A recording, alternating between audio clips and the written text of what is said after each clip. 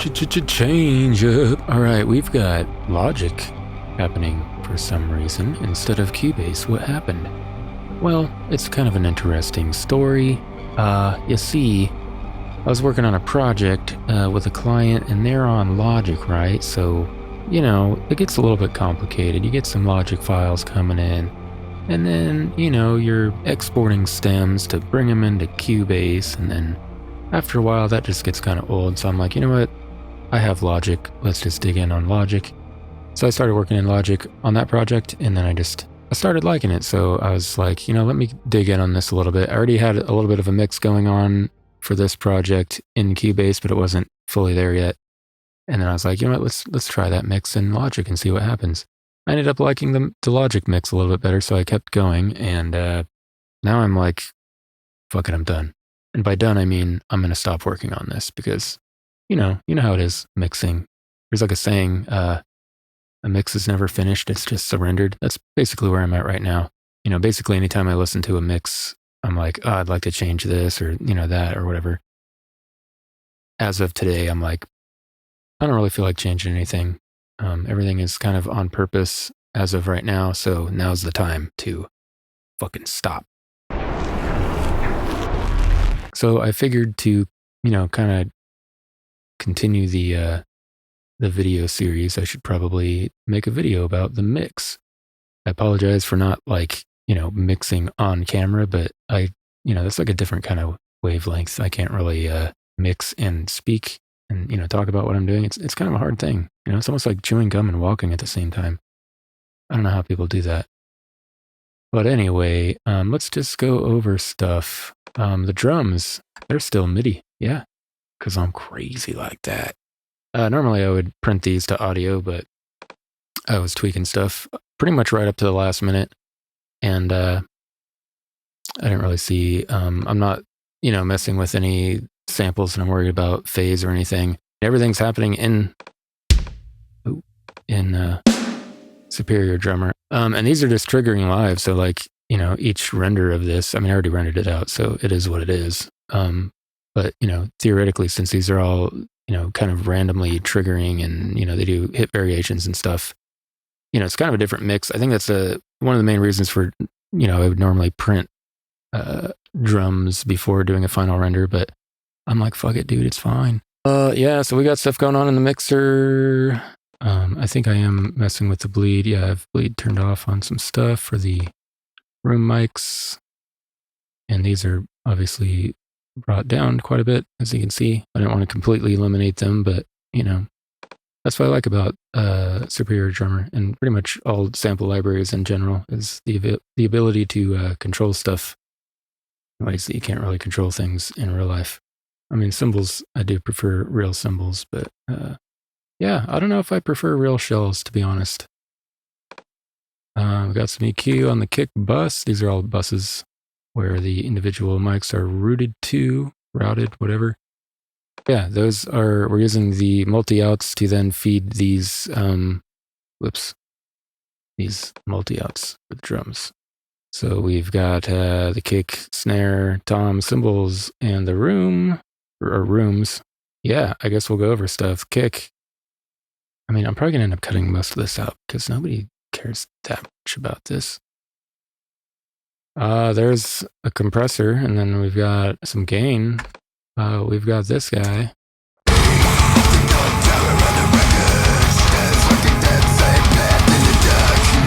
Yeah, so this is just set up to kind of control like the bloom.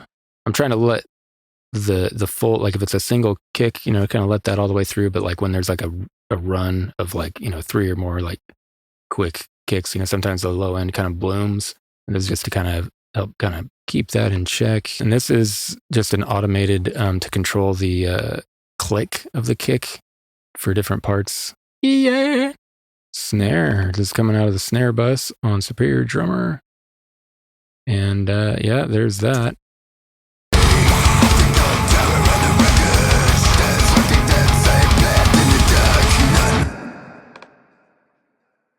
We got some SSL, we got some EQ, we've got some, oh, we forgot this, we've got some El Juan, I put this in front of the clipper because clippers are really good at preserving the transient, and sometimes it's just a little bit too much attack. So I feel like sometimes a limiter can kind of help fuck that up, like kind of smear the attack a little bit, and sometimes I actually want that. I also used this transient designer to try to, reduce that a little bit further. And usually that just comes from, compressing things a lot with like a slower attack, which I tend to do. Yeah. That can give you kind of like a really sharp attack. And that's kind of where I ended up. So I'm, kind of pulling that back a little bit with the El Juan. And then on toms, we've got global EQ. So I don't think we had any EQ anywhere on any of the individual toms, which is probably why I picked those, because they just were already close to what I wanted. And we've got some really weird looking EQ on the toms there. We've got some stock compressor. We've got a little bit more EQ. Sometimes I'll EQ things in stages, like if maybe I was happy with, this EQ at one point, and then I'm like, I want to adjust something. Sometimes I'll just do it later, or sometimes I want to do that after a compressor or whatever. I don't know what happened in this case, but this is how it ended up. And then we've got a limiter. Sometimes I will use a clipper instead, just, same sort of thing I'm doing with a snare, just to get those kind of in your face kind of thing. But it looks like I opted for the limiter on this for whatever reason. I'm guessing it was to kind of round the attack a little bit. Cymbals. Got compression. Some SSL. We've got some width. I'm narrowing the overheads because I don't like really wide overheads. My reasoning for that is just I'm imagining like a sound stage, and I don't want like the whole band inside the drum set. I want the drum set like on the stage, and then the band, it's a whole band on a stage, not like a little mini band inside of a gigantic drum kit. I don't want that. I don't understand why people want their crashes like way the fuck over there. I can't hit that when I'm air drumming. It's too far. So I like to, that's just a personal preference. If you like really wide drums, keep doing it. It's whatever you want. But this is my record. I can do whatever the fuck I want, and I want some fucking not so wide overheads. Yeah, okay. And then on the room, we've got the arouser again, and the some EQ, and nothing else. Let's check out some Synths. We've got this snare smash. So there's basically just a parallel compressor, which is over here. Whoa.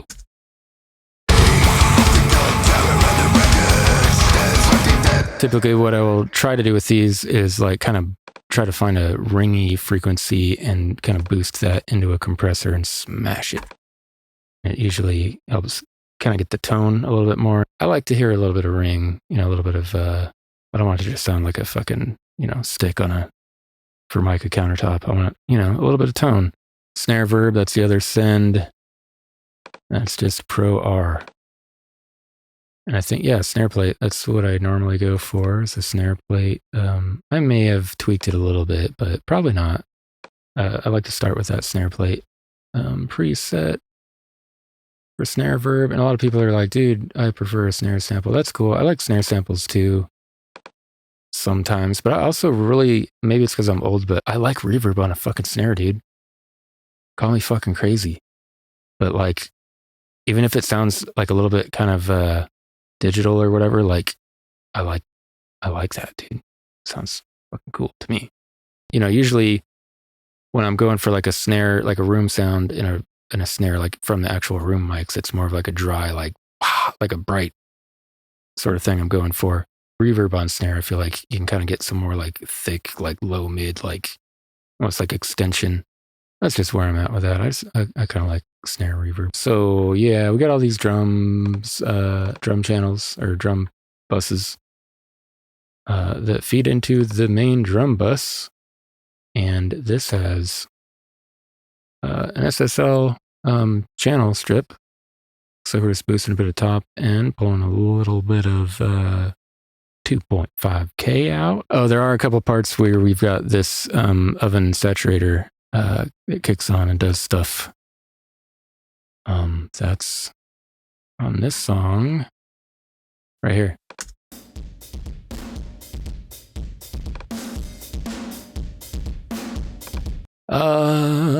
Yeah, there's the drum bus, and then the drum bus goes into this instruments bus. Looks like I have it pulled down a little bit. I was probably kind of balancing with the vocal bus, which both the instruments and the main vocal bus both go into this mix bus, which has some stuff on it, and that goes into the master bus. You may notice that I have this mix bus fader pulled down a little bit. That's probably just to give a little bit of headroom for my dynamics processing here, because I don't really care if I clip anywhere other than the master bus. Or, I mean, sometimes I'm clipping stuff on purpose, whatever, but I'm not worried about making any lights come on, I guess is what I'm trying to say. So that's drums. Let's talk about bass. This is a reamp from the mix prep session in Cubase, and I used the Aurora Mammoth plugin for the tone.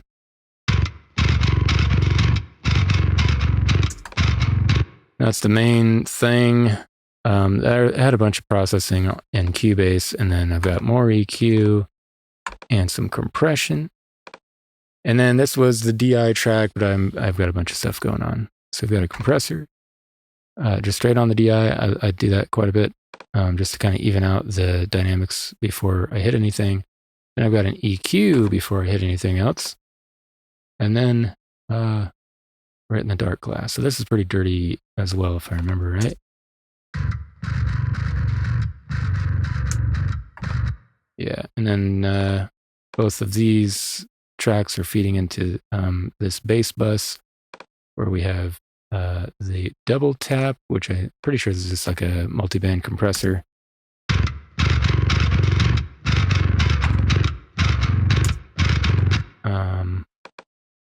EQ, track spacer,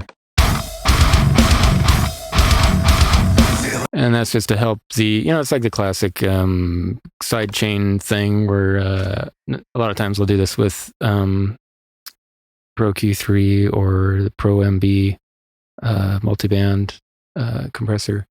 But this is just easier, so I do this. That's basically it. That's the only reason. It's not like really better or anything. I feel like I just get what I want faster with it, so that's why I use that. So that's the bass. The bass then feeds into the instruments bus, where it joins the drums bus. There's no processing on the instruments bus. It's just kind of a collection point where I can kind of bring all of the instruments up or down as needed. Guitars, or rhythm guitars, we have, this is like my new favorite amp sim right now, the 1111. It's been out for a while, so it's not really new news. The main thing I like about it is it's kind of nasty. It's not like too clean. Seems like a lot of things are geared towards like really clean, like gent and progressive stuff. And it's like, that stuff's cool and all, but I want something just kind of nasty sometimes. And this does a good job. Like, I feel like it's, it gives me a little bit of what I like about like HM2 tones, but a little bit more controlled and like with articulation. Because that's kind of like my main problem with HM2 tones is I feel like you sacrifice too much articulation to get that like mid-range throaty like cha cha cha cha cha. That's something I've been after for a really long time, but I didn't want to give up like the definition. And this plugin is the first thing I have found that kind of gets me close to that. But yeah, you can check it out. It sounds pretty dirty by itself.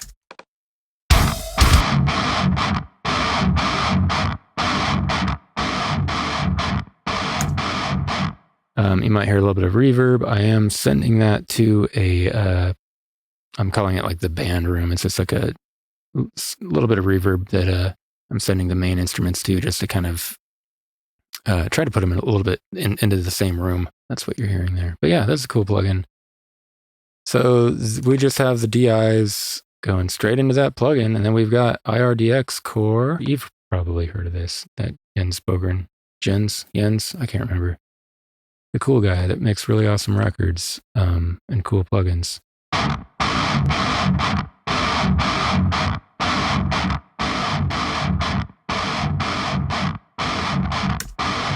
I feel like it kind of takes a little bit of the edge off in a good way. Like some of the stuff that I probably would be trying to EQ out, it's just fucking gone when I turn this plugin on. So yeah, so those basically the amps are feeding into this, amp sims are feeding into this rhythm guitar bus, which I call a guitar rhythm amp because originally it had the amp sim on it.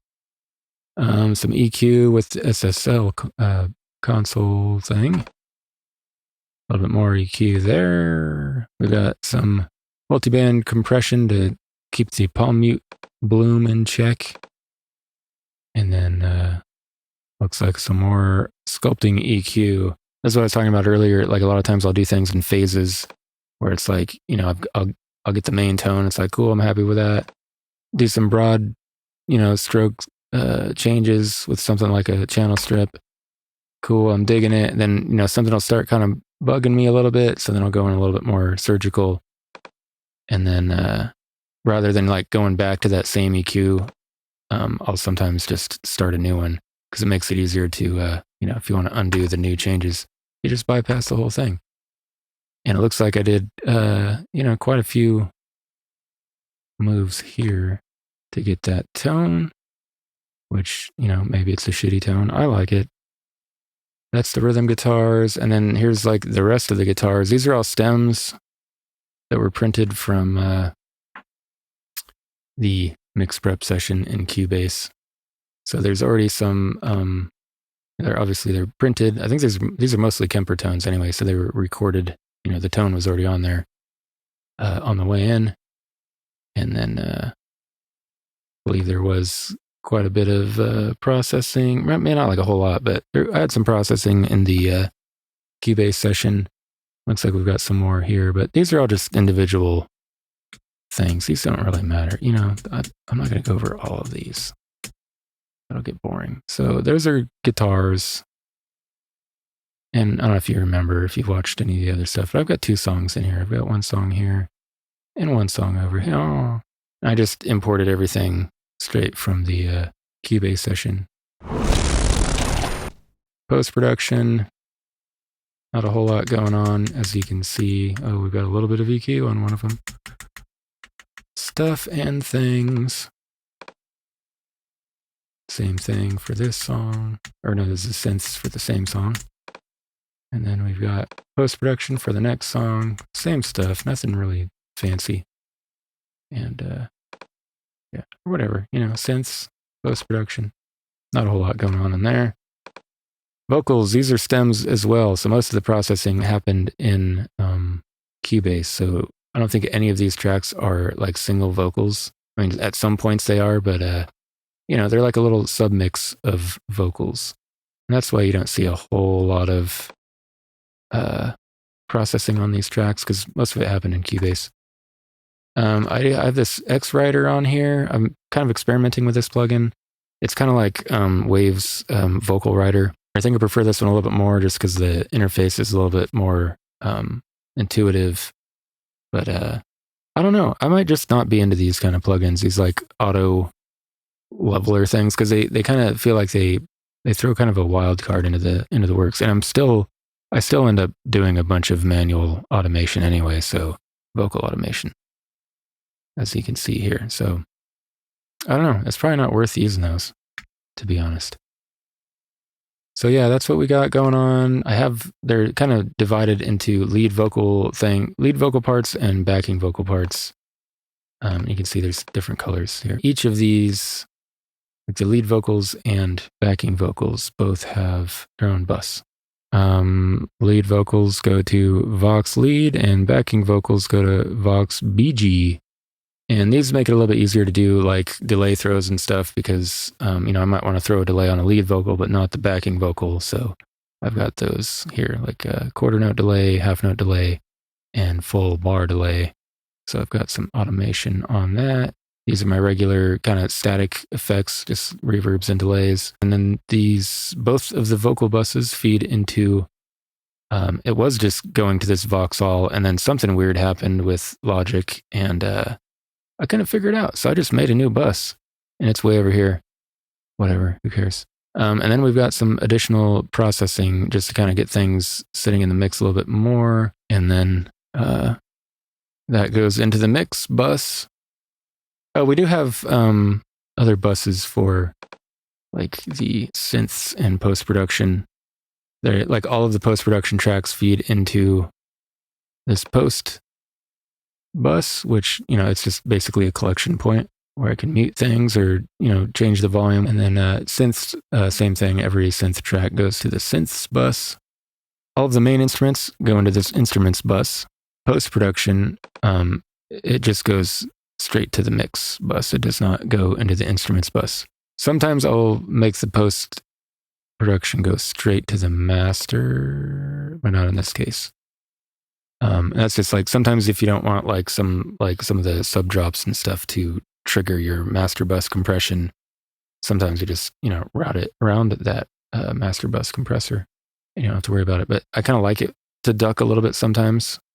It just kind of depends on the material. So in this case, it looks like I'm routing the post-production straight to the mix bus. So we're going to go over the mix bus stuff real quick. The reason I do these separately, a lot of people would probably just send everything to their master bus, but I want to have a separate mix bus where I can print an unmastered version.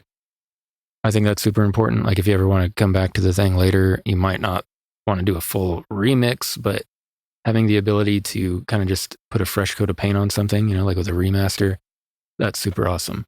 And also having the, just the raw mix allows you to, send it to a dedicated mastering engineer, which is something I would normally prefer to do.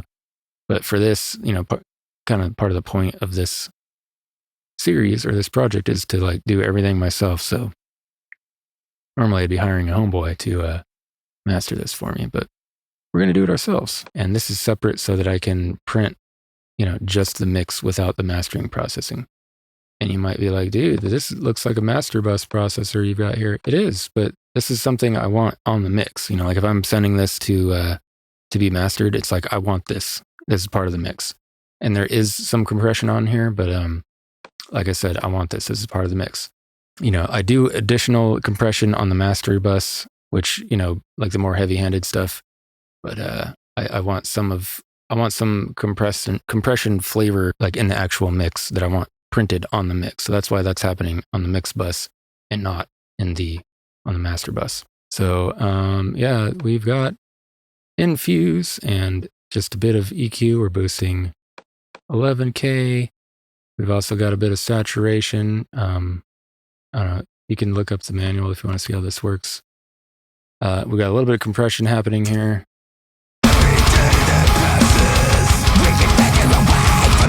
It's mostly on the snare, a little bit of width, and that's that. And then we've got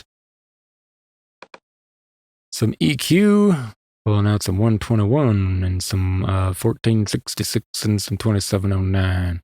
And then a little bit of a top end boost. And again, this is, since it's on the mix bus and not the master bus, this is like stuff that I want to be part of the mix. We've got a little bit of compression here.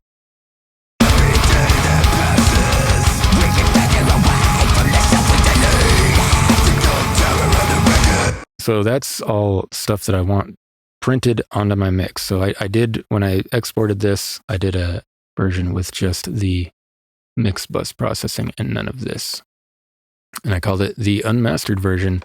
And then if, I kind of have that little bit of wiggle room, like if I want to tweak stuff a little bit, I've still got mastering that I can tweak because I printed that version. But basically my main point right now is to like, seal off, commit to the mix. Like this is fucking done, dude. I don't have to open up this project anymore.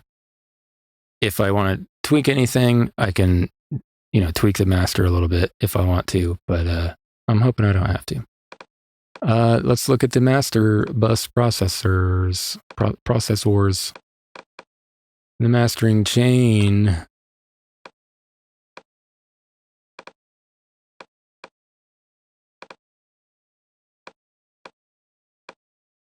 Oh, this is an important part. It's not on right now, but this is one of my favorite plugins. I highly recommend this for anyone who mixes anything ever. This will help your mixes more than any other plugin. Like literally any other single plugin. I mean, there's alternatives to this, but basically this concept of being able to reference other mixes instantly like this.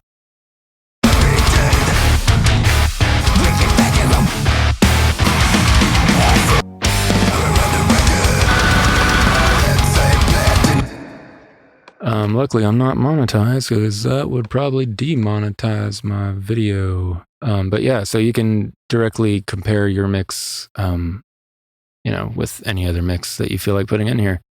Because you know how it is where you're like, oh, I love this mix, and then you hear it on a playlist or something, and your mix happens after, some really awesome mix, and it's like wah wah wah. And this lets you do that before you leave the DAW. You can instantly switch back and forth, and you just basically keep working on your mix until you feel like you're kind of on par with everybody. And that way, you know that you'll probably be okay on a playlist somewhere. But I have it turned off because I'm done with that. So this is our remaining master bus processing. This is what I would leave to somebody else normally. But here we are. I might do another video. If I end up changing my master, I'll do another video on that. But this is what I have going on this one. It's this Better Maker EQ. I'm doing this Pultec. That is basically a Pultec EQ. Here, I'll just turn it off and on.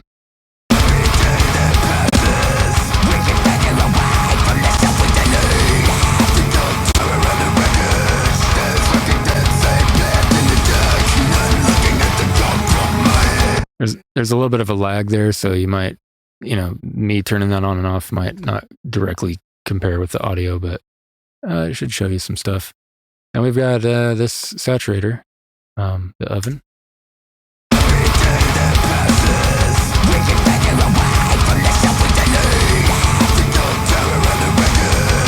Pretty subtle stuff. And then Oxford inflator, this probably isn't going to be too subtle.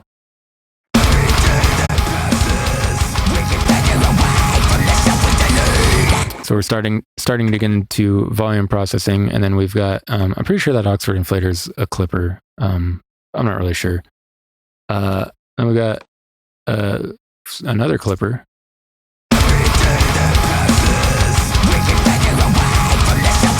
And this is to kind of make the peaks a little bit more consistent. We're grabbing the bigger ones, so that we're basically just trying to set things up for flatline too. Which is, I think it's basically it's a clipper and limiter in one. And I like this hybrid mode. I don't really know what's going on, if it's just, a clipper and limiter in series or parallel or what's going on, but I like it. I like how it sounds. So that's why I use it. And it goes like this.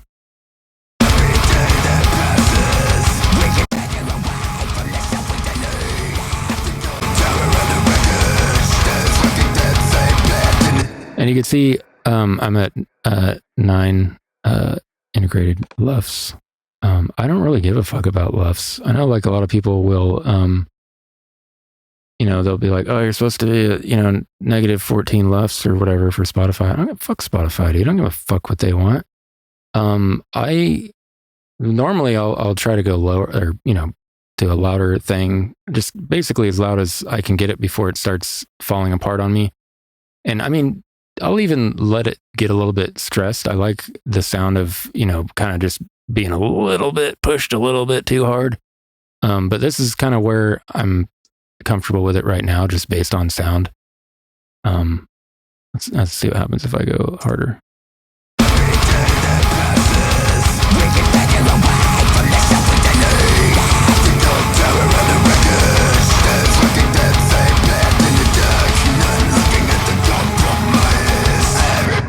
Yeah, not worth it.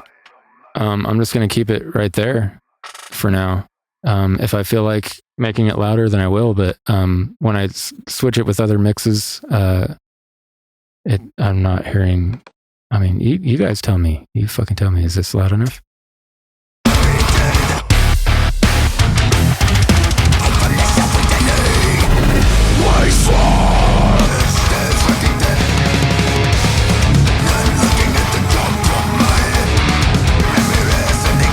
I mean, I don't feel like it really needs to be any louder. I know that there's, I can get lower numbers, but I don't give a fuck about numbers, dude. I want it to sound cool, and I'm digging it where it's at right now. So this is how I printed it for now. So I printed both the master version and the mix.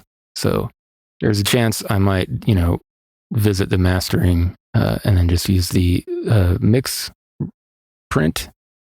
But we'll see. I might just be like, fuck it, dude, this is good enough. I'm happy with it. But we'll see. So that's where that's at. And I'm going to kind of use this as, like, I know I started this series as like making a metal record thing, but man, so many things have changed since I started it. So I'd like to kind of conclude this with, this will be a demonstration. Like, I'm going to keep working on this project, but I don't know if I'm going to call it an album. I think it's just going to be like an ongoing thing. But, these are 2 songs, so you can kind of just imagine there being more fucking songs than 2. Because that's, if this were an album, that's basically how I would do it. I'd bring them all into a thing and mix them together. And just fuck with them until I was happy with the mix and where I'm at this point right now. And then I would print that, and I would print both the mastered and unmastered version.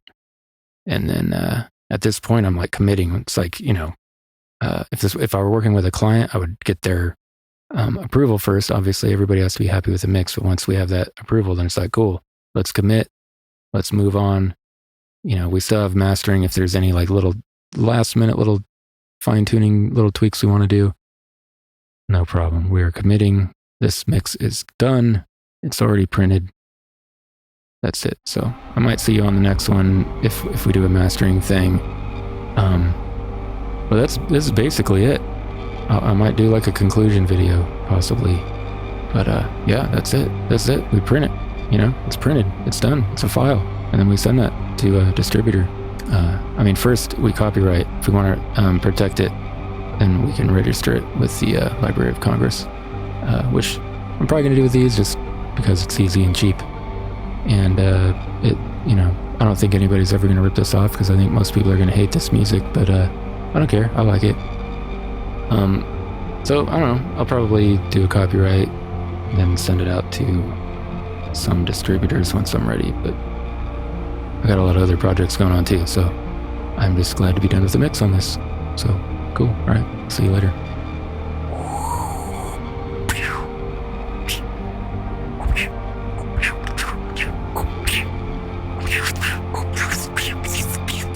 Double salute, bro.